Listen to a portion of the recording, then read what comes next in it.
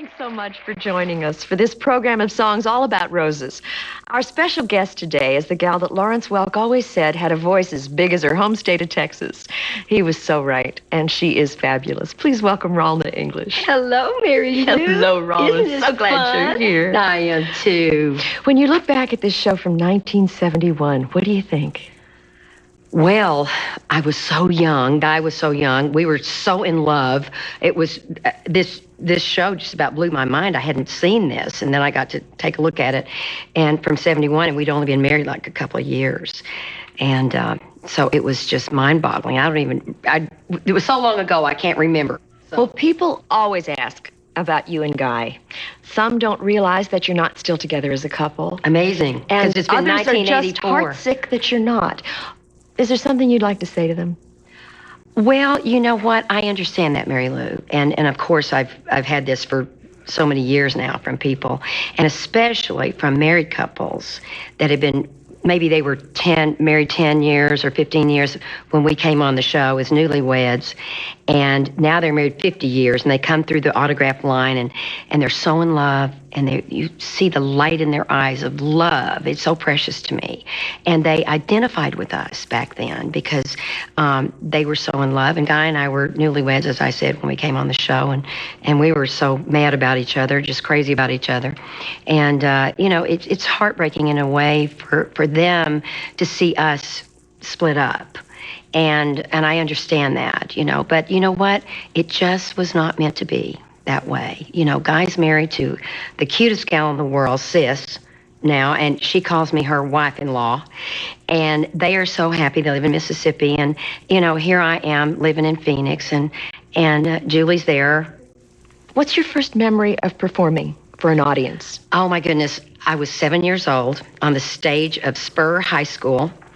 And I had a little dress on with a little sash in the back and a little short dress above my knees, or right at my knees, I guess, because I remember standing on the stage singing Daddy's Little Girl. And here I am with my knees shaking, knocking together. So you moved to Lubbock early on. I was 10 years old when I moved to Lubbock and graduated from Thomas Lubbock High School. I'm going back for my reunion. Anyway, yeah, I graduated and then started at Texas Tech and moved that very year that I started in school. I auditioned for Six Flags Over Texas in Dallas and was chosen to go there and do the campus review that year. So moved to Dallas then. You sang with a group called the Ad-Libs? Oh, in Lubbock, yes. Yes. I sang Ralna English and the Ad-Libs. And I was 13 when I first started with this band. They were in high school, junior high school, and we sang all around Lubbock. And in fact, my claim to fame, Mary Lou, and you know this, is that Ralna English and the Ad-Libs beat Buddy Holly and the Crickets one Saturday night, Battle of the Bands in Lubbock, Texas, at the local theater. And I still have the little plaque to prove it. Is that what got you a star on the Walk of Fame? Well, probably, yeah. Buddy Holly Walk of Fame in Lubbock, and there are a lot of people on there. Waylon Jennings, and Waylon and I used to have the same manager when I was very young. We traveled around together, and I sang on one of his first records, Back Up, and he really taught me to appreciate and love country music. There were a lot of famous people around that area. Mac Davis? Mac Davis. I dated Mac in high school. Yeah, Mac and I, he's a great guy, married to a wonderful gal, lives in L.A., and... So you went from Lubbock to Dallas, is that right? I went from Lubbock to Dallas. That's right. And the campus review got me there. And then I sang and I did 4 hours a day at doing jingles. And then at night I would sing in a jazz club and do 4 hours at night with a jazz trio. And really got my training, I feel, there, from 64 to 67. And then I moved to L.A. So how did you get to the Lawrence Welk Show? Well, I was working at the Horn. I was actually traveling all over the country, and then I used the Horn as a base in L.A. And I was working in Las Vegas. I worked with the Kirby Stone Four and at Caesar's Palace. Worked with Frank Sinatra Jr. We traveled around, did a lot of clubs back east. And when I would come back to L.A., then I would be able to sing at the Horn and the Horn was just a very famous place there, and I don't know, if you know, but Steve Martin got his start there, and Jim Neighbors, and all kinds of people, and there were 11 performers there every night. And I said, does anybody know anyone from the Lawrence Welk Show? Because I want to do a show for my grandmother, because my grandmother loved the Lawrence Welk Show, and if you were at her house on Saturday night, as you know, you had to watch the Lawrence Welk Show. So I really wanted to do a show just for my grandmother. And that was my only intention. I wasn't planning to, I didn't want to necessarily be on the show full time. I just wanted to do a show for her. But somebody knew somebody from the show, S.K. Grundy, and S.K. came down to hear me sing at the Horn. And he said, now the next day, Lawrence will be coming in about 12 o'clock from a golf game. And if you come in, maybe you can sing for him. So I came down the next day. Guy brought his guitar, and I sang I Have Loved Me a Man. And Guy played for your audition? Guy played guitar for my audition. You met Guy at the Horn? I met Guy at the Horn. Yes, I did. Yes, and we got married a year later.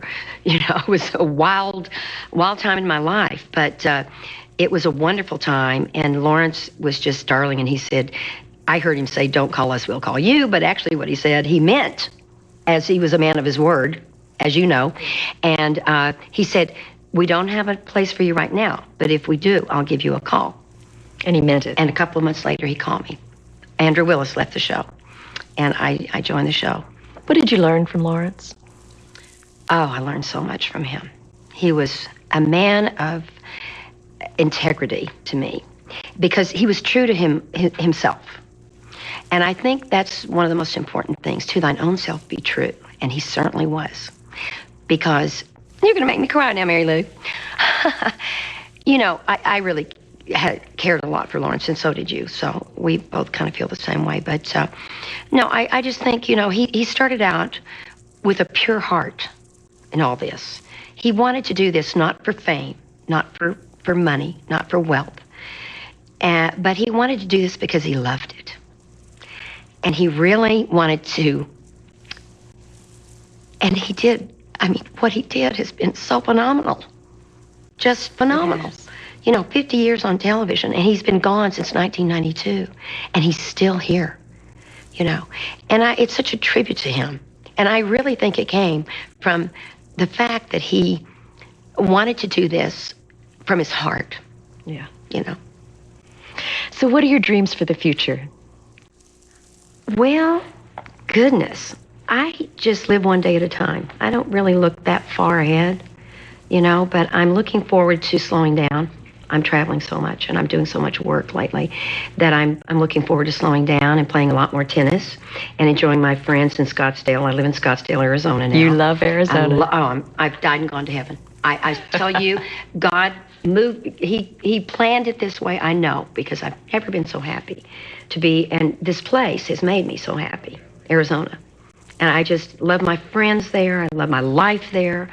I love my tennis games. I love my my daughter being so near. You know, she's not too far away from me, and we don't see each other all that much, but we get to talk a lot. And you love the fact that your daughter is there, closer to you than she is to me. Well, no. I heard you guys are down here talking. I thought maybe well, you two are seeing a lot of each other lately. You're traveling, and we are working so much together. This next year, next couple of years, we've just got everything. It's really a joy. Oh, I'm so We glad. love it. We love working I have together. a question for the two of you that I've always wanted to know. Over the years, we've heard about your work with Child Help and how it's grown into this unbelievable organization. Yeah. How did you start? How did it get started? Well, you know, Yvonne Feddersen was married to Don Feddersen, the executive producer of the television show. And Yvonne and Sarah O'Mara, actually, they're up for the Nobel Peace Prize right now. They are. Yes, they are. And they did so much work, and as young actresses, they went over and found these little orphans in Japan. They were American and Japanese, and they were on the street. Nobody wanted them. And they vowed to build orphanages for children over there, and they did. And they also later organized the Vietnam Baby Lift and lifted those babies out of Vietnam. Helicopters came and got them out. And they've done so much. And then Nancy Reagan talked to them about the child abuse here in America, because it's so rampant. 3 children die every day from abuse. And when we were still on Lawrence Welk Show, Yvonne, I guess, got us to come out to Children's Village out in Beaumont. California. Yes. Yeah. and to sing for the kids. We did a Christmas party out there, and Guy brought his guitar. and that hooked us, you know. Yeah. We sat on the. You remember we sat on the floor, Guy, and you had your guitar, and there were about 8 little kids, and now it's full. You know, the whole place is full. But come a long way. It's come a long way. They still have National Day of Hope every year in Washington. We try to get back for that. It's the first Wednesday in April. Every year. Well, I know they thank you for all your wonderful work. Well, I'm just honored to be a part of it, and Guy too. We just love them and love doing anything we can for child Thanks health. so much for joining us. And we are so honored to have all of you continue to join us for our hour together. Thank you so much, and until next time, as Lawrence Welk always said, keep a song in your heart.